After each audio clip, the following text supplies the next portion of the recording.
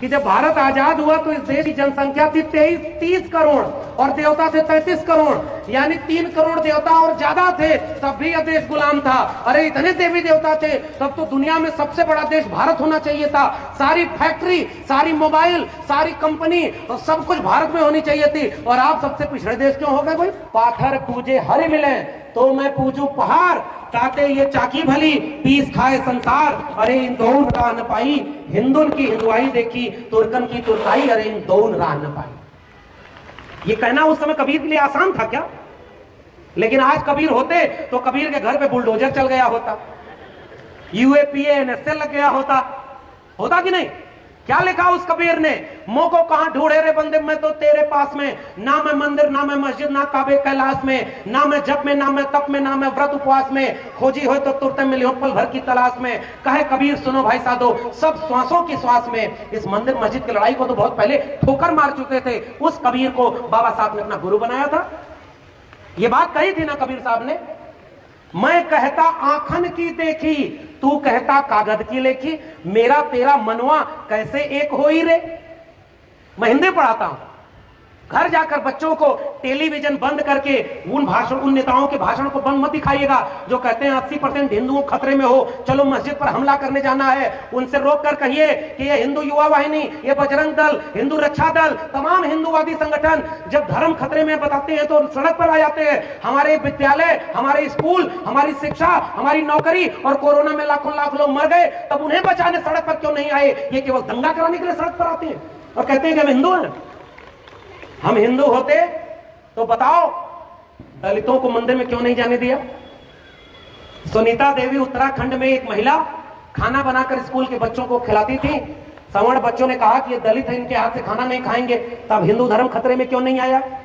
राजस्थान का एक नौजवान जितेंद्र मेघवाल, उसकी गलती केवल यह थी कि मूंछ रख लिया था, दलित था, उसको जान से मार दिया, तब हिंदू धर्म खतरे में क्यों नहीं आया? इस देश में, इसी प्रदेश में ओबीसी लोगों, आप ध्यान से सुनो, आपको बता रहा हूं, यहां एक जमाने में मुख्यमंत्री थे राम नरेश यादव जी। लोगों को भी लगता है कि हमारे भी एक भगवान है। मैं उनके खिलाफ भी बहुत नहीं बोलूंगा, नहीं तो सबसे ज्यादा मेरे खिलाफ वही हो जाएंगे। मुझसे सब कहते हैं कि ये यादव थोड़ा ही अम्बेडकरवादी हो गया है। मैं कहता हूं कि देखो, मुझे पढ़ने का मौका मिला, मेरे हाथ से कुदाल फावड़ा छीनकर मेरे परिवार वालों ने भारत के संविधान मंडल कमीशन ने किताब और कलम पकड़ाई। मुझे समझ में आ गया कि फूले अंबेडकर पेरियार हमारे हैं। जिस दिन तुम्हें भी पढ़ने का मौका मिल जाएगा, तुम भी समझ जाओगे कि अंबेडकर उनके नहीं, हम सबके हैं। फूले हमारे हैं, पेरियार हमारे, केवल इतना ही है। हमारे यहाँ तो भगवानों की भी जाति बता दी। इसी प्रदेश का मुख्यमंत्री बोलता है ना, नाम नहीं लूंगा नहीं तो बुलडोजर, इशारे में समझिए। इस देश में योगी बनने के बाद सबसे पहला काम होता है कि अपनी जाति छोड़ देते हैं। इस देश का मुख्यमंत्री योगी बनने के बाद कहता है कि मुझे गर्व है कि मैं क्षत्रिय वंश में पैदा हुआ हूं, उसमें जिसमें राम पैदा हुए। अगर राम क्षत्रिय थे तो राम हिंदू नहीं थे, फिर राम सबके कहते हैं। और आज तुम कहते हो कि जो राम को लाए हम उनको लाएंगे, फिर भी जीत जाते हो। हम तो उसका विरोध करते रहेंगे ना। अगर राम तुम्हारे थे तो उनकी जाति नहीं होनी चाहिए ना। भगवान की जाति किसने बताई? हनुमान की जाति किसने बताई? हमने बताई क्या? इस देश में जो प्रधानमंत्री बना है ना, 14 तक जब गुजरात का मुख्यमंत्री था तो नहीं बताया अपनी जाति। जब प्रधानमंत्री का चुनाव आया तो मन से कहता है मैं ओबीसी समाज का हूं, मैं पिछड़ा हूं। इस देश में जब राष्ट्रपति बनाया गया तो प्रेस कॉन्फ्रेंस करके दुनिया की सबसे बड़ी पार्टी के अध्यक्ष ने कहा कि हमने दलित को राष्ट्रपति बना दिया है। जब तुम्हें जाति का लाभ लेना होता है तो तुम जाति बताने लगते हो, और जब मुसलमानों के खिलाफ दंगा कराना होता है तो कहते हो 80% हिंदुओं तुम खतरे में हो, हम सब एक हैं, चलो हिंदू राष्ट्र बनाना है। ये मुश्किल बात है कि नहीं? पहचानिएगा उन लोगों को जो जाति के नाम पर आपको बरगला रहे।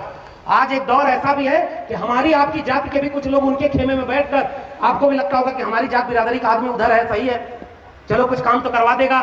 जरा पूछिए कि 69,000 शिक्षक भर्ती घोटाला हुआ था, ओबीसी समाज के लोग मारे गए, ओबीसी समाज का उप मुख्यमंत्री था, एक काम नहीं कर पाया। जब चुनाव सर पर आया तो 69,000 शिक्षक भर्ती घोटाले को मान लिया गया कि हमने गलती की। हरियाणा में शिक्षक भर्ती घोटाले में ओम प्रकाश चौटाला जेल में थे, तो इस प्रदेश के भी मुख्यमंत्री को जेल में जाना चाहिए कि नहीं? लेकिन नहीं जाएंगे क्योंकि हम आप बिखरे हुए हैं। उन्हें पता है कि इनको आपस में लड़ा दो, इनकी बड़ी सी मूर्ति बनवा दो, इनके लोगों की पूजा करवा दो। डॉक्टर अंबेडकर की वो भी पूजा कर रहे हैं। सजग रहिएगा, मैं आपको आगाह करने आया हूं। आज डॉक्टर अंबेडकर की याद तब आ रही है जब 2 अप्रैल का भारत बंद हुआ था, तब क्यों नहीं आई थी? 2 अप्रैल के भारत बंद में एक बात कहने आया हूं। मान्यवर कांशीराम ने कहा 1932 के बाद इस देश में चमचा युग शुरू हो गया। अगर आप भी बाबा साहब के सपनों का भारत बनाना चाहते हैं तो मेरी एक अपील, एक गुजारिश माताओं बहनों, याद रखिए, यहां से जाते हुए देखिए जन्मोत्सव में एक स्टॉल लगा हुआ है, गुलामगिरी और जाति का विनाश, भारत का संविधान और मंडल कमीशन, 4 किताबें घर घर पढ़ाइए, अपने आप आपकी पीढ़ियों का मुस्तकबिल न बदल जाए तो आप कहिएगा। हमारी लड़ाई किताबों की लड़ाई है, यही कहने आया हूं। हमारी लड़ाई मूर्ति की लड़ाई नहीं है, तस्वीर की लड़ाई नहीं है। हम मूर्ति बनाकर पूजा इसलिए करते हैं, पूजा तो बाबा साहब मना करके गए। बाबा साहब ने कहा व्यक्ति पूजा मत करना, किसी भी नेता का फैन मत बनना। मैं भी लोगों से कहता हूं कि आप मेरे फैन मत बनिए। मैं इसलिए हूं क्योंकि मेरे पीछे बिरसा, फुले, अंबेडकर, पेरियार थे। अगर वो थे तो मैं हूं, वो होंगे तो मैं रहूंगा, वो नहीं होंगे तो हमें भी, आपको भी पूछने वाला कोई नहीं होगा। ये बात याद रखिए। ये लड़ाई विचारधारा की है साथियों।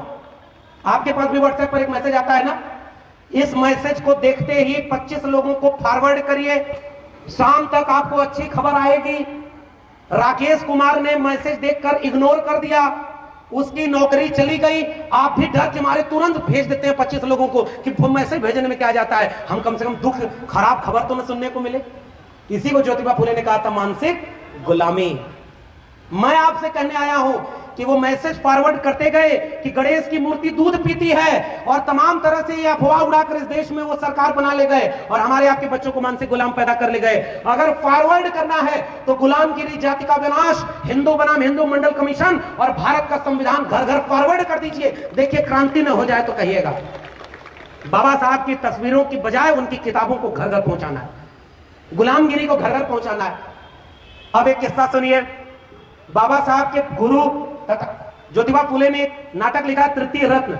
महिलाएं आई हैं, महिलाएं मंच पर हैं। मैं ऐसे किसी भी कार्यक्रम को कभी सफल नहीं मानता जिसमें पुरुषों से ज्यादा संख्या में महिलाएं न शामिल हो, क्योंकि बिरसा, फुले, अंबेडकर और पेरियार सबसे महत्वपूर्ण लड़ाई जो लड़ रहे थे, महिलाओं की बराबरी की लड़ाई लड़ रहे थे। इसलिए सैल्यूट है इन सारी माताओं और बहनों को जो आज बाबा साहब के नाम पर यहां इकट्ठी होगी। पुरुषों की क्रांति दरवाजे पर रुक जाएगी, गंभीर बात कह रहा हूं, समझिएगा। आप कितनी भी बड़ी क्रांति की बात करें, आपका घर के अंदर प्रवेश नहीं होता। एक महिला जिस दिन जागरूक हो जाए ना, वो चूल्हे पर बैठकर दूसरी महिला को समझाती हुई कहती है कि बहन 13, 23, 24 अप्रैल को अंबेडकर पार्क में बड़ा अच्छा कार्यक्रम हुआ, अगली बार आना तो तुम भी आना। ये देखो किताब ले आए हो, ये देखो मानसिक गुलामी दूर करनी है, ये देखो व्रत उपवास में हम लोग को फंसा दिया गया, और अगली बार देखिएगा चूल्हे से जो क्रांति थी वो सड़क पर निकलेगी, तभी इस देश में बदलाव आएगा। पुरुषों से कोई बदलाव नहीं आने वाला। पुरुष तो निकम्मे हैं, मैं कह रहा हूं। मैं क्यों कह रहा हूं? इस देश में जितना दंगा हुआ उसमें एक भी महिलाओं ने दंगा किया क्या? इस देश में आज भी रामनवमी के नाम पर तलवार और त्रिशूल लहरा रहे हैं, उसमें लड़कियां हैं क्या? ये सारा लड़कों को बाहर क्यों किया? क्योंकि बच्चे घर में खेलते हैं, छोटे छोटे लड़के लड़कियां दोनों, तो हम साथ खेलने देते हैं। ध्यान से समझिएगा, बिरसा, फुले, अंबेडकर की लड़ाई कौन सी थी? जैसे ही लड़कियां बड़ी हुई, लड़का बड़ा हुआ, लड़के को बाहर छूट दे दी, वो बाहर घूम रहा है 12 बजे रात तक, और लड़की को घर के भीतर कैद कर दिया। हमने अपने परिवार की लड़कियों को सिखाया कैसे चलना है, कैसे उठना है, कैसे बैठना है, कैसे हंसना है, और लड़कों को कुछ नहीं सिखाया।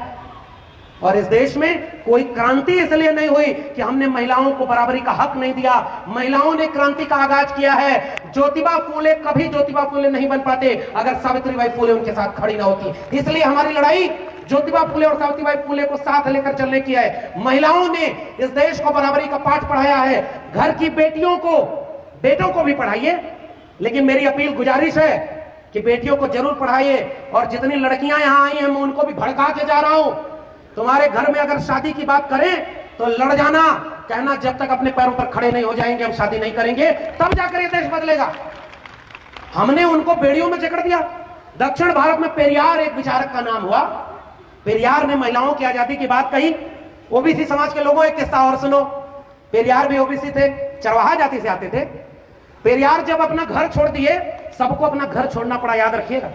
ज्योतिबा फुले जब स्कूल खोले तो ब्राह्मणों ने जाकर उनके पिता को भड़का दिया कि धर्म विरोधी काम कर रहा है। और जब उन्होंने स्कूल खोला तो पिता सामने खड़े हो गए, कहे या तो अपना घर चुनो या स्कूल चुनो।